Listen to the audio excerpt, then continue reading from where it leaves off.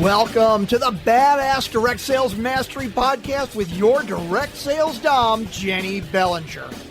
Badass Direct Sales Mastery is a podcast for rock star direct sales moms who are determined to make their business kick ass.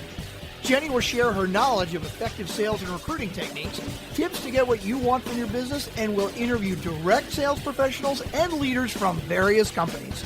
The interviews will give insight to how these rock stars got to where they are and where they plan to grow in the future. And now, the direct sales dom, Jennie Bellinger. Welcome back to another episode of Badass Direct Sales Mastery. I'm your host, your direct sales dom, Jennie Bellinger, helping you whip your business into shape. And today I have with me Dr. Laleh Talebian. Let me make sure I get that right. And I met her. I know you guys are going to be shocked because the Badass Crew, knows what's coming. I met her through dun dun dun BNI.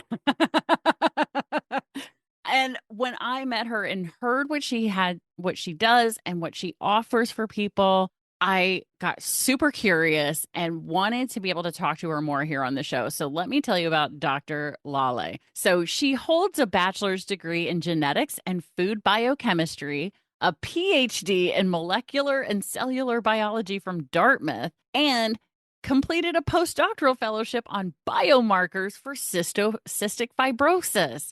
She has directed a clinical research lab on immunotherapy for blood cancers and served as a research project manager at the Dartmouth Institute for Health Policy and Clinical Practice. But she realized her true calling and she became a certified health coach for patient care in 2019. And so now today, as a nutritional healing doctor, she helps people with chronic conditions, cancer, obesity, and overweight issues heal through food prescriptions. How many of you just got goosebumps? Oh my gosh. But in addition to all of those wonderful things, she enjoys cycling, gardening, cooking, and reading. And so now you know why she and I get along so well. So Dr. Laleh, welcome to the show. I'm so glad you're here. Thank you so much for having me. I'm so happy to be here. Oh, yeah. I mean, when you and I met in the Wellness Power team and I first heard what you did, I was like, this is powerful. It was one of those things where I realized very quickly that, because so many people think that going and when they get a chronic diagnosis or have a chronic condition, that they have to go through these complicated things. And it really can start with something as simple as food. Exactly. Right. That was massive, a massive aha for me. I mean, I already knew that my health was 80% what I eat, but there's a difference between knowing and knowing, right? And I think that's when things really began to click for me. So we heard in your introduction about all of the big, amazing doctorates and the research labs but what's the story behind all of that? How did you get into what made you so passionate about helping people from a medical perspective? Yeah, great question. So my journey to cancer research actually began on my 15th birthday. My dad died of cancer on my birthday, and he was only 49. And he was literally my hero, the only parent I really had. And so you can imagine my world came crashing down. And that's kind of the day I became obsessed with cancer. And so I was born in Iran. And at the time, and many of your listeners or you may know that there was the Islamic Revolution and all of that. And we were the outlaws. And so there was no way for me to get a higher education in that environment. Plus, there was war. So I fled the country in the middle of the war and ended up as a political refugee in Belgium. And it was really difficult to get to college there, so I won't bore you with that. But 2 continents and 2 countries later, I ended up in the United States. And exactly 20 years and 5 days after that day when my dad died, I got my Ph.D. in molecular biology of cancer. Now you think mission accomplished, but Jennie, there was one thing that was always missing. I did research, I did clinical trials, I worked with patients directly. The image of my dad that I wanted to have in my head, there is this picture I hold in my head. I'm standing on the beach. I'm about 7 years old, and my dad is healthy and happy and muscular and good. And he was my hero. But the image I had in my head was a few days after he died on his deathbed, down to 99 pounds, literally deteriorating to chemotherapy. And I just couldn't erase that image out of my head. And I watched people go through this. And, we've come a long way in traditional interventions and, cancer therapy, but there is always this question in my head as I'm working on this. There has to be a better way. We need to focus more on not letting people get cancer. And even if they do, they have to have a better quality of life. And that can't be the only one way. And so I started, with my background, kind of working on a formula and system that I've created that literally uses specific food prescriptions specific to people with their genetics and background and biomarkers, cancer markers, and other things to really customize a food prescription program for them that'll help them fight cancer or prevent cancer or other chronic conditions and really have a much better quality of life and a healthy life, not just beyond cancer free, but be healthy and cancer free, be well and happy and strong and live a long time. So that's sort of short and long of it. That's how I ended up here, right? Yeah. I mean, that's such a powerful story because, the number of people who are touched by a chronic condition like cancer, right, is huge. I mean, I've had people in my family, people in my life who have dealt with, overcome cancer, and those who also didn't make it because of a variety of reasons, right? I've been on both sides of that. And the reason I wanted you on was because I know if I've dealt with that, so have so many others. And to add a potential way for people to be able to approach their chronic condition, whether it's cancer or something else, because, when you and I had our one-to-one, I learned about all the different chronic conditions that you've worked with. And I was like, oh my gosh, that's massive. Like, it's not just cancer like that. Like, that's what pulled me in, magnetized me to you. Because literally I was dealing with people who had just received diagnoses within their family when you and I met. And I was like, oh my gosh, this needs to be out in front of more people, right? Like people need to know that you exist. So where did the connection happen that you started going from researching cancer to digging into the food side? Like, what was that connection piece? When did that happen? Why go from, doing the research and making sure we're going to eradicate cancer to food is how I'm going to help people? Yeah, good question. First, I want to share with you one stats, which is alarming, but 1 in 3 people listening to this podcast is diagnosed with cancer. That's huge, right? The 1 in 3 people. Wow. The good news is, even if you think you have no control over anything, you have 100% control over one thing, and that is your epigenetics, not your genetics. And that is pretty much everything else, that how you treat your body, how you think, and what you put into your body. So your genes are not changeable, but the expression of those genes and how they behave and how they determine your outcomes are definitely in your control. So you have absolutely 100% control over your body, and you can reprogram your epigenetics. Where did that come up with food? So all my life, this is funny because nobody believes, I've been a foodie ever since I was a child. I've just always been a foodie. I would cook things, I would prepare like food platters and all that kind of stuff. It was always my thing. I love food, I love cooking. But, I started thinking about, okay, the way we eat, it has changed in so many variations because, there are as many diets on the planet as there are people, really. I mean, think about all these different fads that are out there. But what I kept coming back to was, okay, so if any of these things worked for any reason, we didn't need millions of them, right? A new one every month. So I started studying, and I'm a geneticist, and it's like looking at evolutionary biology, and we are humans. So we don't, change our genetic background and we don't evolve in, a few thousand years. I mean, we don't. So going back to human evolutionary diet, really, what is that what we ate and what we were supposed to eat? And if we ate the way Mother Nature intended, we didn't need any other guidelines as to what to eat and what not to eat, right?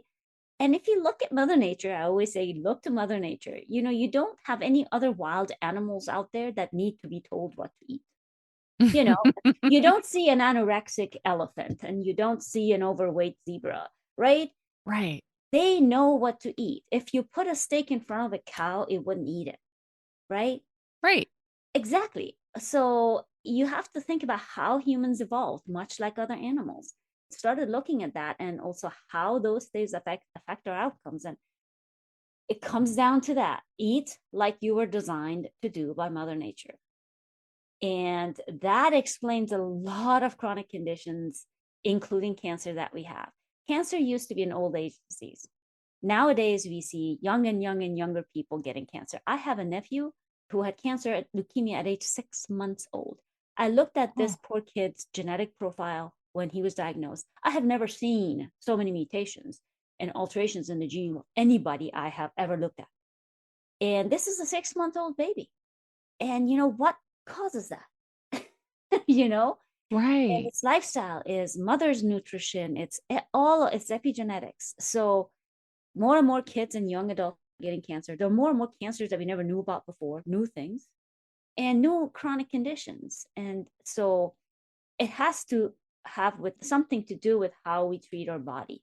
And how come there aren't so many different types of cancer or chronic conditions in the wild? Right? How many of these things do you see in wilderness? Because animals know better. They don't go out and change their diet, right? Yeah. The No. only animals that have diseases, if you imagine, are animals we have domesticated. Mm-hmm. Right? Dogs get cancers, cats get urinary tract infections and IBDs. My cat has it. Right? Yeah.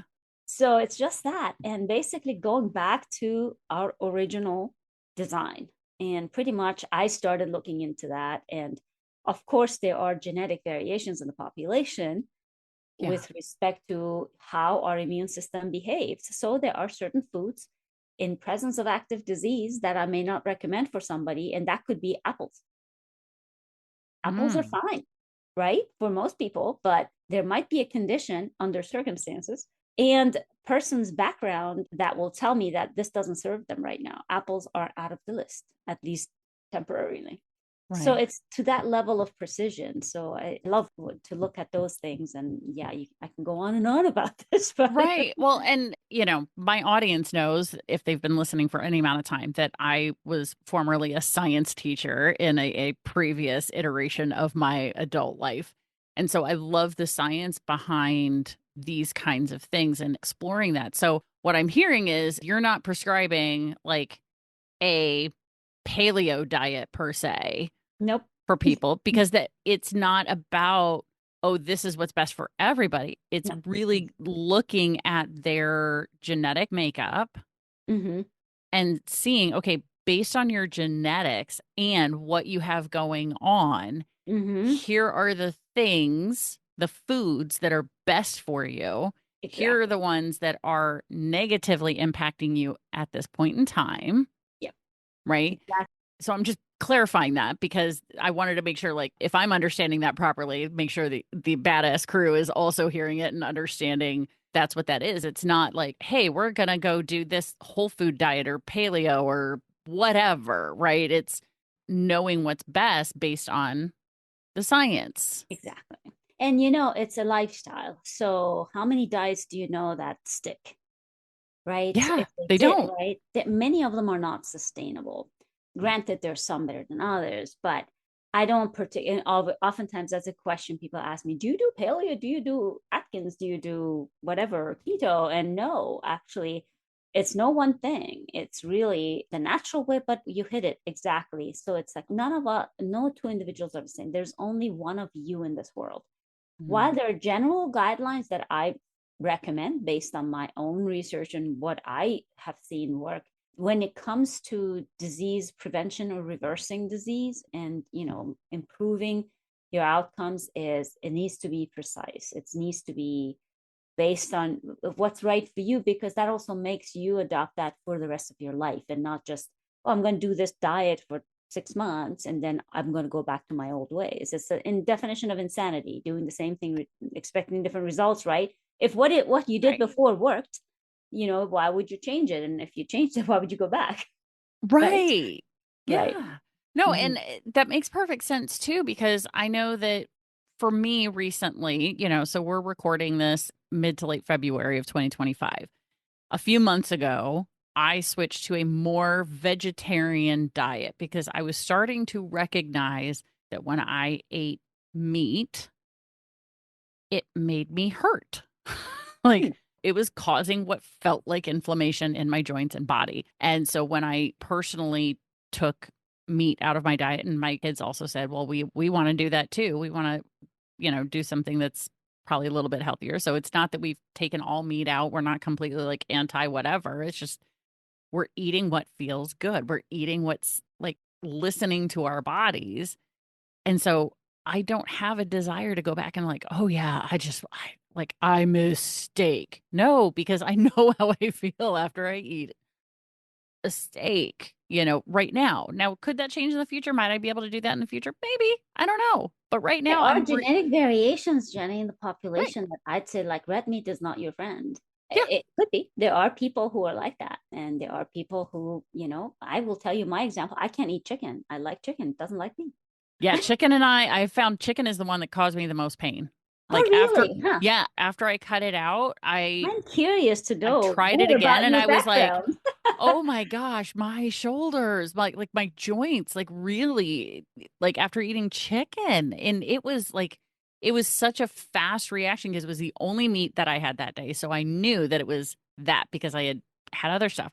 So just like I've recognized now, and this is going back to what you were saying, like, why would you go back to Yeah. eating a thing that caused a chronic condition for you? So for me, the chronic condition is pain, being overweight from hormone changes because I'm in perimenopause now.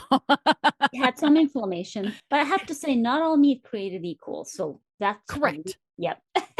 So Yeah. No, for sure. Because when I announced on Facebook, because if you haven't put it on Facebook, did you really do it? Right. Like it was more my accountability piece, right? right. Yeah. Mhm. I was kind of letting the world know, for those who are around me in person, like, hey, I'm not eating meat. I'm not opposed to other people eating meat. I'm not trying to tell you not to eat meat. I'm saying I'm not eating meat. So if you see me eating meat, please feel free to ask me, oh, is that a choice you want to make today? Because are you ready to hurt later?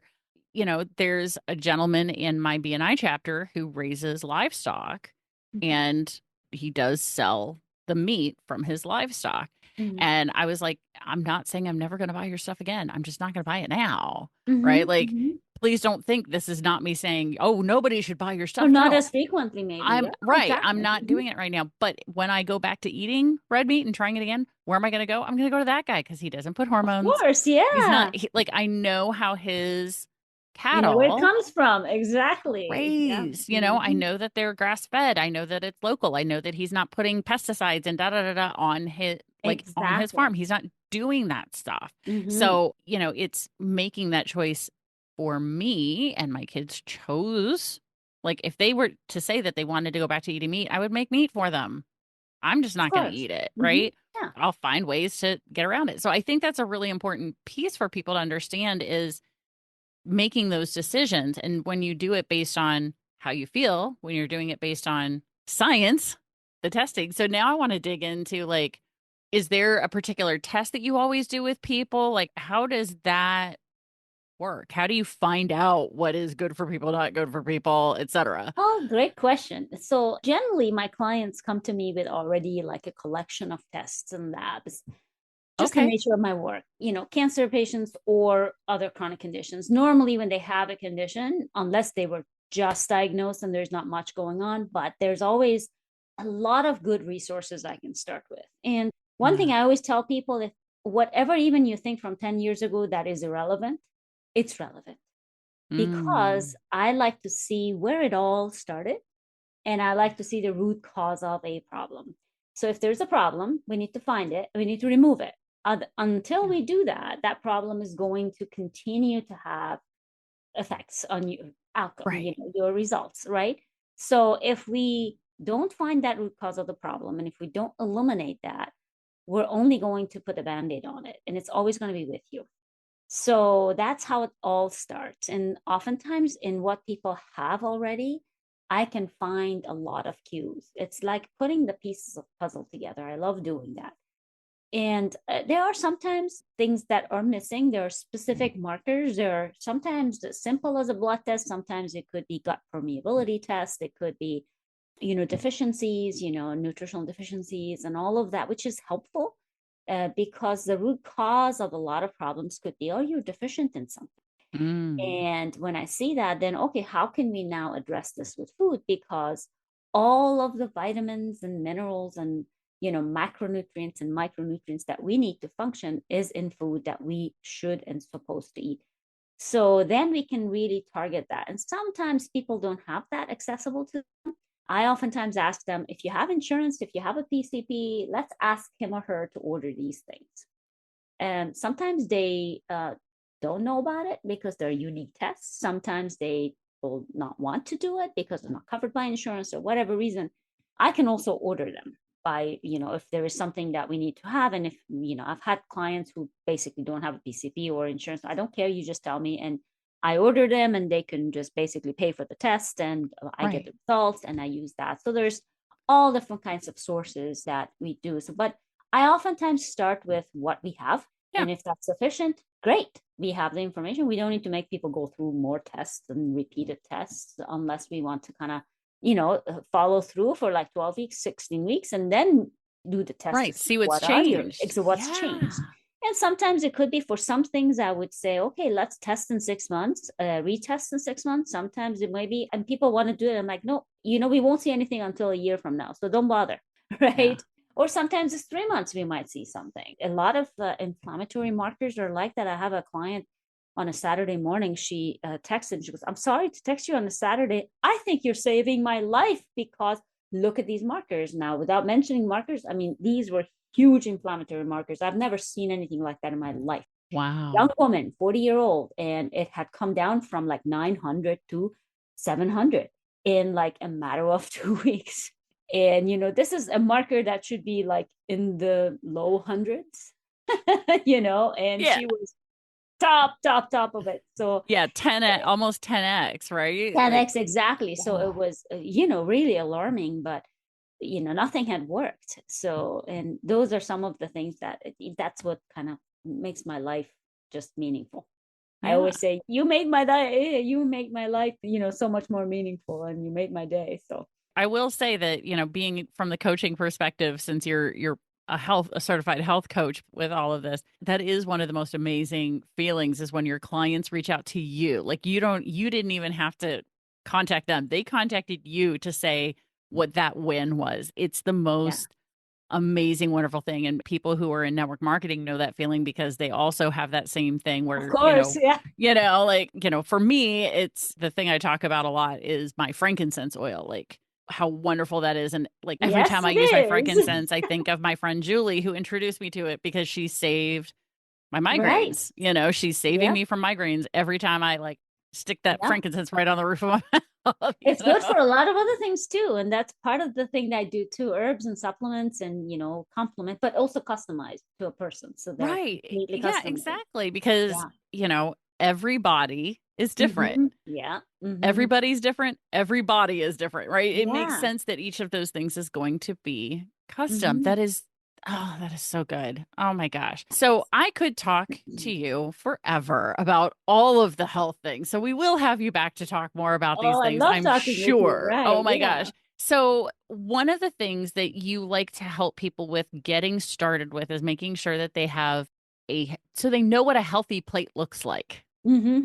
Tell us about the gift that you have for the Badass Crew when it comes to knowing what a healthy plate looks like.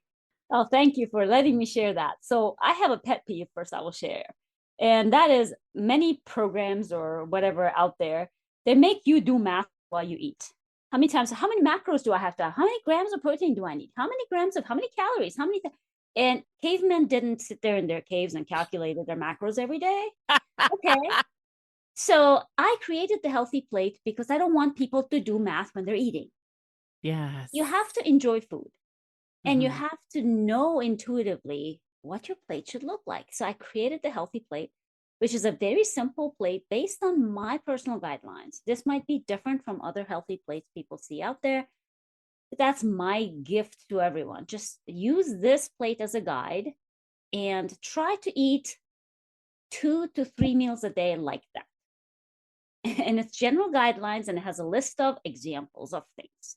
So you just need to think about food groups, quarters of your plate, and you don't need to do math.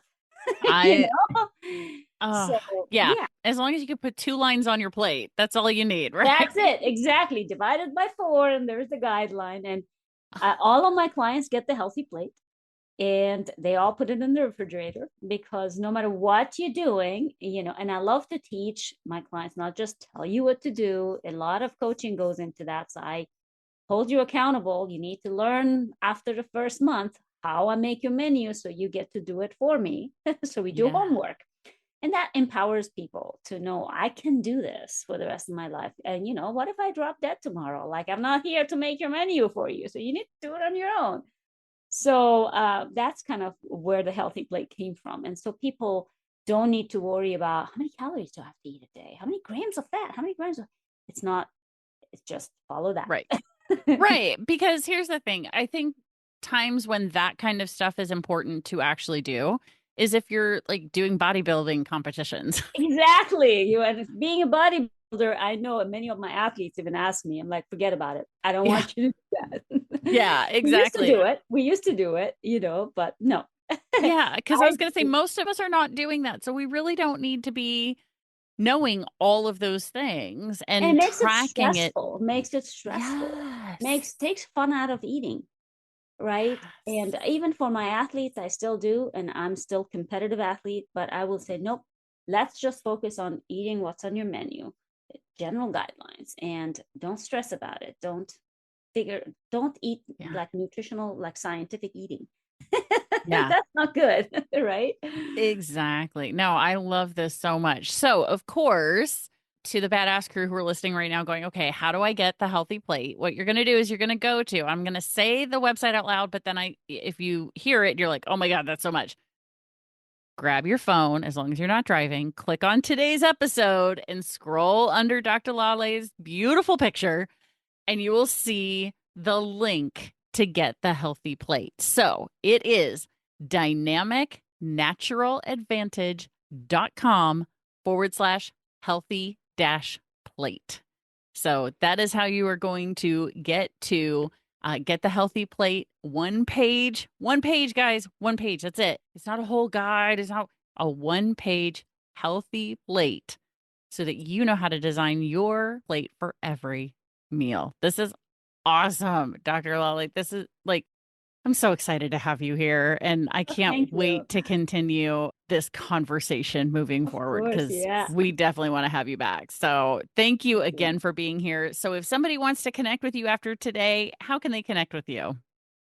The best way would be to go to the website, because you can book a free call. You can fill out a form and send me an email. That way I can respond to you, and I definitely will. I'm pretty good about responding to people within 24 hours. There's also all the information about my social media handles, so Facebook and Instagram and all of that. So that's the best way. So my website is dynamicnaturaladvantage.com, which I think you will put on your notes, right? Yep, absolutely. In the show notes, guys, right under here. So if you're on YouTube, just under the video.